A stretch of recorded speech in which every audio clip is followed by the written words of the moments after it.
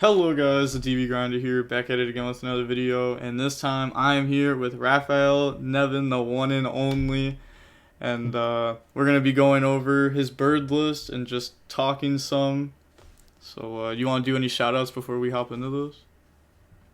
Of course, shout out to my two teammates from today, Andy and Herman. It was great playing with you guys. Very insightful, and I love 3v3s in general. They're absolutely the best way to play Yu-Gi-Oh!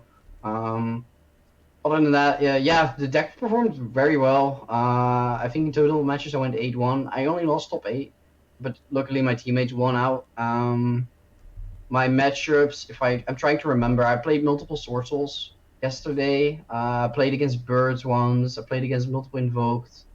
I'm trying to think if there was any Rogue. Not really. I played PK, and then today in the last round I won against. Can't remember. I think it was Sorcel. Then top 8 I lost against Sorcel. Top 4 I won against Invoked. So in the finals I won against PK. So pretty only good decks I played against, and yeah, it was pretty good test for like future events. Pretty satisfied on the list, but it's far from finalized, of course. Mm-hmm.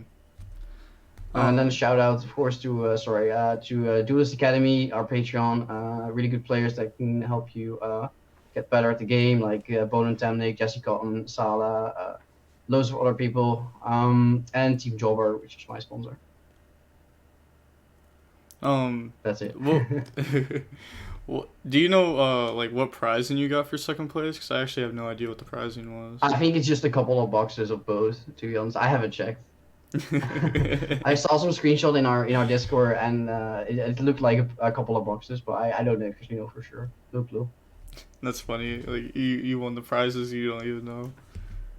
Yeah, I just was just like I didn't really test up much for this because I was really busy with work last couple of weeks, and after like this weekend was my first week of like starting to test for Pasadena and stuff.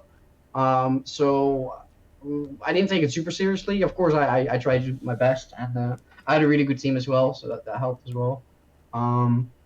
But yeah, like the pricing was kind of relevant to me. It was just really fun to play with Herman and Andy, and continuously like talk to each other on Discord was very insightful. So it was a very valuable weekend testing wise. Yeah, I was coaching people like on the like during Swiss, and I thought it was really cool. Like I was learning like little cool interactions here and there, little plays that I should be doing differently. Especially because like after like the matches were over, like we were like instantly VOD reviewing the second they were done, and like seeing any mistakes that we could fix. Yeah, I definitely I think I didn't have that many teams. I think they had like 40 teams in comparison to the last one, which was about 70 teams. I heard was a bit disappointing, but the teams that were there were very stacked. Like we played against some really good teams. So definitely like what was interesting to see what everyone was playing and how they were playing it. Yeah. All right, you want to just hop into the list real quick? Yeah, sure. And like above, you see the hand traps that we chose to play. At the YCS, I was still maining Joel because I was primarily focusing on the mirror match. Because the bird mirror is kind of toxic. There was like a lot of RNG involved. But after seeing the results of the YCSs, like we were talking prior to this interview, we were talking, you and me, about like how the like formats always like shifts in every couple of weeks, and apparently Sorcerers is the most played deck, which I was very like I wasn't super surprised about it because we saw it like doing well representation wise at like regionals and stuff, but that it was like so much represented in both NA as in Europe. Kind of made me change that the list and like taking out the draws because draws is not that good against Sorcerer. That's why the Ashes came back in. Another thing is like Ashes like is also really versatile because it's decent against Sorcerer, but also covers Invoke better than other hand traps. Of course, Joel is like insane against Invoke, but like Ashes is like a nice middle ground for game one. Imperm is like super standard. Like it's one of the best ones now. Even against Birds, it's really good because like doesn't play into talents and stuff. And then I'm a big advocate for playing Gamma. I think Gamma is like one of the best cards in the format. because it's just so powerful that it takes the monster away, especially against birds at PK. That's just so big. That's so much better than just negating it and leaving them with a body. It also plays really well into draw, of course, if you start with Burkle or Fractal. And with, I still expected people to be on draw, but that might change now that like Sorcerer is definitely the deck to beat for some reason. Because I don't think it's super insane or something. I don't think Sorcerer is that, but just by the sheer representation, you need to really respect that deck and build towards like. If I go to 11 round event, you probably face like 4 or 5 Sorcerers at least. So that might change now. But Gamma overall was very, very good. And then the final hand trap is of course dotKuro because it's searchable. And it's actually very, very good in main deck for multiple reasons. It's a wing B, so you can trigger it off. You can summon it off Sapphire, which happened a couple of times. And DP is just everywhere, and DP is like one of the best cards in the game right now. So you definitely like having a searchable AoE is just insane. That's why I also like the second dotKuro in the side is also there for DPE decks, for Drytron. It has a lot of like really good matchups right now. Almost everything except Sorcerer in the mirror. So like Invoke, everything that's niche, dotKuro is really good against. The Leerless like lineup, that's not really special. 3 green, 3 brown, 3 yellow, 2 gray and 2 blue. We're all fine. I don't think you want to play more blue. You could play 1 less because you don't play Desires in the list, so like you could actually get away with like less blue. But I don't think hard drawing blue is that bad. But that's like one of like the spots that could be changed. And then for the Tri-Brigade lineup, I think 1Kit's still really good even without Oath. We got until Oath like in a bit later, but like it's really good to just have another like extra name to send because like filling up your grave in the beginning can be a little bit hard. And of course Kit floats, so it's the best one if you expect him to have a hand trap. So next turn you can just send him a Nerval when it dies. Triple Nerval, triple Fractal of course, and 1 Karos. And then for the spells, this is also super standard. I think except for the tactics, but like 3 Burkle tanking 1 for 1. Foolish Burial is not that necessary. Like it's another card you could play, but I didn't think it was super necessary. We did talk about it though. Tactics was like these are like my other flex spots. These could be like droplets in your deck or something else. For this like particular event, we just like went for tactics. Personally, feel like this is a good middle ground again, like for going first and second. But it is a bit like riskier. Like this definitely like could be more like a consistency card, like Small World or Desires. Because if you're not playing, of course, this card's horrible. But as soon as you are playing and gets like nibbed or jolt or whatever, this card becomes extremely powerful. And going second, this card is weird because at some decks, like in the mirror, going second, this card shouldn't really help you. But sometimes like it does because if you hand trap them and they not have the full board, then tactics suddenly becomes like a really strong card. But mainly this card is insane against Sorcerer. Like it really shits on Sorcerer. Yeah, so like those multiple applications made me choose the talents for this thing, and yeah, this weekend it was really good. But this is definitely something that could change as well in like the upcoming weeks. But for now, talents was really good. And then 1 Avian because like yeah, that's the one break you need to play. That was the main deck. We can move on to the side. Yeah, so the triple Joel still. I want to have Joel somewhere, of course, because you still want like the best card you could sign in, probably in the Invoke matchup and the Mirror as well. Second Grow, already covered that. Triple Nibiru. This was in the main deck first, and this could like change with the Gammas. Like this was the thing I swapped between the main deck and the side deck were the Gammas and the Nibs. I was opposed with Nibiru against this in this deck because it really screws with your best card, which is Warbler, which you can't special summon if you nib them. But we now are playing the Wind Charmer, so that really kind of solves it. Because if you nib them, you can just normal summon like Cobalt, for example, and then link it into Wind, and then crash the Wind into the token, and then you search Warbler, and then you special Warbler and maybe phase 2 and reborn Cobalt, and then you just do your stuff. So by playing that card, like my only argument for not wanting to play Nib is kind of gone now, because you can still like make it so you can play under your Nib. Um, so and then Nib still is like one of the better hand traps, of course. Like it's definitely really good against the mirror and PK. So I'm glad like that's still in there. Triple Twin and Reboot. We were talking about Cosmic, but the thing is with Invoke now, looking at the list from like last week, most of the Invoke decks are citing there can only be one, which creates this really toxic like need that you need to actually hit 2 cards because they will have Schism like there can only be one most of the time, or at least that's what I would expect. So Cosmic wasn't really viable anymore. At least that's how I looked at it. But you just need to have Twin, otherwise like you still get blown out by one of those purple cards.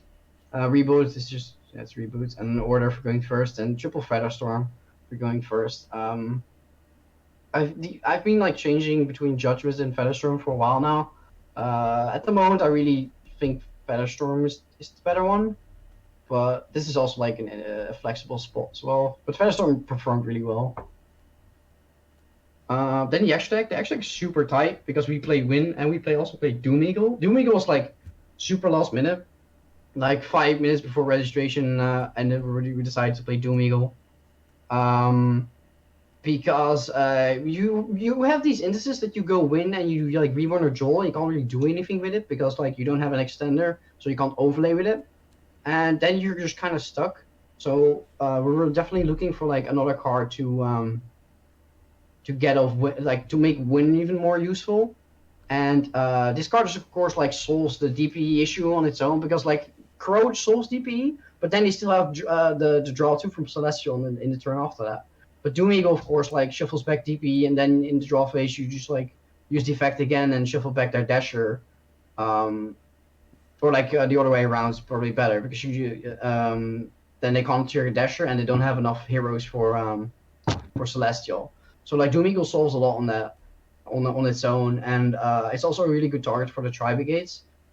You could even try and play Access Code as well if you go this way, but the action deck is way too tight. Like the only thing you could maybe cut is Downer, and I think Downer is very important still, because sometimes you just need that extra material, which is the difference between baiting a negate like a Mecha Ba or actually getting rid of it, because you need to trigger Zeus 2 times. So I don't think you can fit that in here. But Doom Eagle is definitely very, very strong. It's just like very good in matchups like PK and Invoked as well. So yeah, I was a big fan of this. Win is broken. Win, like everyone from our Discord is like fucking simping over Win. Like Win is so good right now. Like taking Baroness, like taking your opponents like Nerval or taking your opponents Cobalt. It's really, really good. Like that card's like very strong. Alras is necessary. Simwork's kind of broken. Yeah, double Daring Lords. One Shrek, that's one of the cards that you had to cut if you like. You had to cut if you want to play like cards like Win. We were talking about it as well before this interview. Yeah, I want to have like 2 Shurek. Never came up in like these 9 rounds, but you definitely gonna have situations that you want to have Shurek because you want to make it turn 1. Because like the search effect is very valuable. But you can't really because then you kind of make your Tri-Brigades really weak for the rest of the game. So sometimes my starting board would just be weaker because I didn't want to waste the Shrek turn 1, which is like a bit of an issue. So like maybe I end up like killing the Downer not for an Access Scope but like for a second Shrek or something. But yeah, like that, like we managed, but it's definitely really good to have 2 Shreks. So. That's the one I kind of missed. Ferrigite, really, really strong, of course. Yeah, Downer, Zeus, Draco, and then all the Lourdes cards. 2 recital, like weirdly enough, the third recital I didn't miss at all. So I was glad about that. So that spot is definitely like taken by Win now. But the Doom Eagle spot could return to like either a second Shurek or the Downer spot needs to be there. But like the third recital I didn't really miss. So that was pretty good.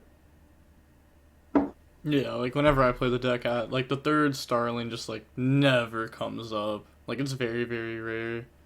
Yeah, like yeah, usually it was fine. So I'm gonna ask a question about the deck. It's a pretty dumb question. So just because it's you, but did you like playing the 41 cards? Yeah, I love it. I always try to get 41. Yep, absolutely.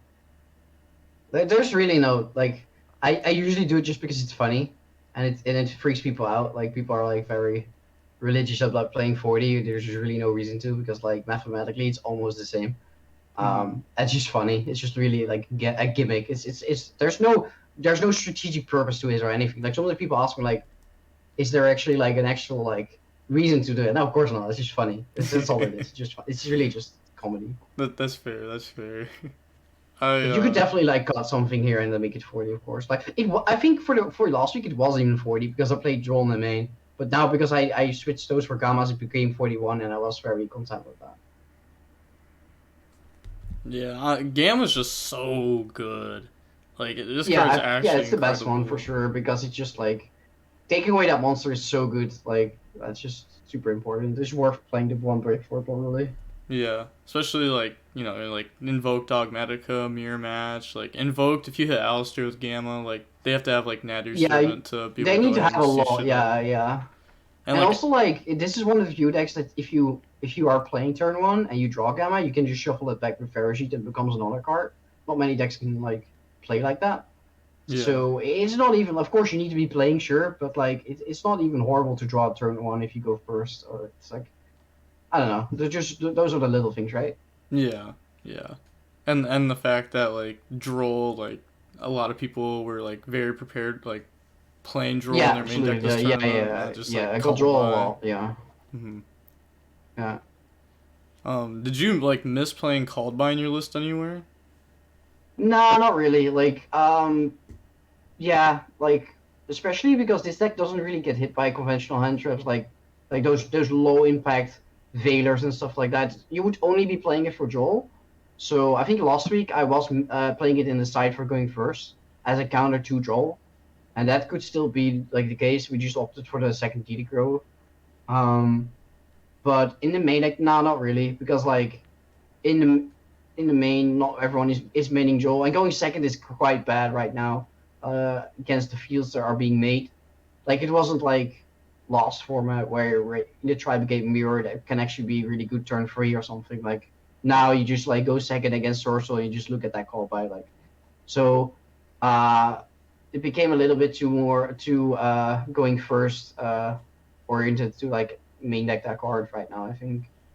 Um, in this deck then at least because like this deck doesn't really care about most end traps. The only thing you really care about with this deck is like Gamma and Nibiru. Those are the scariest ones, and Callby of course doesn't do anything against that. Yeah, and like Talents is I don't want to say it's kind of like Called by because they don't really like serve the same purpose, but Talents Yeah, it kind of is like Talons is very interesting in this because like well a lot of times what would happen is that you what would happen is we wouldn't like opt to go for the barrel play, so we would end on like Timorc, Avian, double Dragon Lords, and Utopic, or not double Dragon Lords, but just Utopic, Avian, Timorc, and then with like a hand trap or something. And then we would have barrel in hand with like tactics or whatever, and you just don't use. We're just not gonna use the barrel. So if you get nipped, we take a card from their hand and end on like a Sunblue, um, which would be usually enough to like play through cards like that. Um, so that was also like like I don't know, like tactics had a lot of like nice interactions this weekend. yeah, and whenever you get to like whenever you get hit by like a low impact hand trap, if you just use the effect to look at the hand, like that's just game. Oh, it's so free. Yeah, it's so insane. Like of course, every time you can say check hand, it's kind of over. And Yeah, if you have to say draw, then it's kind of like yikes. But even then, like of course, Polygreed is fine. yeah, But yeah, if you have the luxury to check their hand, then it's kind of over. yeah. I hate it Like whenever I remember playing against Christian, in oh yeah just pure tribe game, yeah, in the last round, round six I think, mhm. that he used Veiler on something, and then we used tactics to snipe the Gamma out of his hand, and we saw Bell as well. So at that point we just did like the full board without being hit by Bell, and then it was kind of crazy. So yeah, that's an extreme example of course, but like yeah, it did its job for sure. Yeah. No, I honestly like I really like Talons, and I really hate playing against it because it's literally the card that like you hand trap your opponent and you're just sitting there like hoping your opponent draws two. But like even then, like it's Yeah. still insane when they're just drawing two off one card. Yeah, for sure, for sure. Is there anything else you want to talk about this deck? Nah. If you have any questions, I'll be happy to answer them. Well, I think I said everything I wanted to tell myself about this. Yeah, I don't think I really have too many more questions. I guess like the Harpy's Feather Storm, like you said it performed well this tournament, but you've been like changing it back and forth between like that and Judgment. Yeah. Yeah, I don't know. Do you just feel like Harpy's Feather Storm is just like a better choice? Um, it kind of depends what you play it for. And right now I think people aren't really on stuff like Darkroot and stuff. But if that becomes a trend again, because there is no Oath in this list, of course, and I didn't think a lot of people played Oath last week as well. So if people then switch back to like Darkrooter because they realize not many people are playing Oath, then it becomes like an argument to actually play Judgment again in this side. But that's just something you have to monitor in like the upcoming weeks because like uh like we discussed the meta and definitely like how these few like cards slots in like every deck change like over a couple of weeks every time, and that will have like that should have an effect on your own like how you deck build and what you play in your main and side. So like right now I think Featherstorm is perfectly fine because the card is cracked, of course. But if people start like playing Dark Ruler again in the side for this deck, then there would be an argument to make them into Judgment because like I mean Featherstorm also like is pretty good against Dark Ruler, but like I do feel I would like feel safer with Judgment at that point. But it's kind of another card that's like kind of scary for if you play Featherstorm is Mystic Mine. And I'm glad people didn't play that right now. But if that becomes popular again, like that is something to think about if you might wanna like switch it to Judgment at that point. Because I would not be like siding in my Twin Trees against a mirror or something to play against Mystic Mine. Mm-hmm. So I don't know, like that would definitely be something. That's what I mean with like switching them out. But right now I think Featherstorm is correct. Also, did you miss like Mystic Mine in the side deck? You've seen a lot of bird players playing it. Yeah, I saw that too. Like, no, not really. Also, like the space is really just an issue, and I try to have cards that work against like a lot of matchups. And I really wanted to have the nibs in there as well as the draws. So that doesn't leave a lot of room because those 4 slots for back row are definitely like are they're interchangeable with like stuff like Cosmic, but you can't like not play them. So there wasn't that much space for me to actually like go for Mystic Mine. But yeah, I'm also the biggest fan of that in this deck because like I rather just focus on having like more hand traps and stop them that way than having Mystic Mine. But that, like I said, that could also change. So I'm not like 100% set in stone on that. Yeah, I think Mystic Mine is really cool. You can like Starling like OTK your opponent. Yeah, this is one of the decks, of course, that can actually do something on their Mystic Mine, which is really cool. Because that doesn't happen a lot often. Like, of course, many decks just try to stall out or go for the time. But like, yeah, this deck doesn't have to do that, so that's really cool for sure. So I do understand why people are playing it, but I don't know. Like, it seems kind of specific for like combo because against Sword Soul it seems weird because they will have an engine out in their deck always with like Blackout. So I'm not sure if you would side against that. And then it becomes like a card specifically for combo, which could also be like Nib or Jewel, which you kind of want to have anyway. So I don't know. I would have to need to like, give it more thought for sure. Yeah, like personally, I like the hand traps more in this deck. I don't know. I kind of feel the same way about Mystic Mine. Like I'd rather just like stop my opponent than to like I don't know, like use my engine cards, Force to Negate, and Mystic Mine or something like that. Especially because like every single deck besides like Invoked right now is side decking Order. So like you can't just ever like reasonably just like deck out your opponent because eventually they're gonna see the deck out seems very unsafe. Yeah. Yeah. Like I would never do that unless if there was like a timer and there's like 5 minutes left. You just like hope they don't draw it.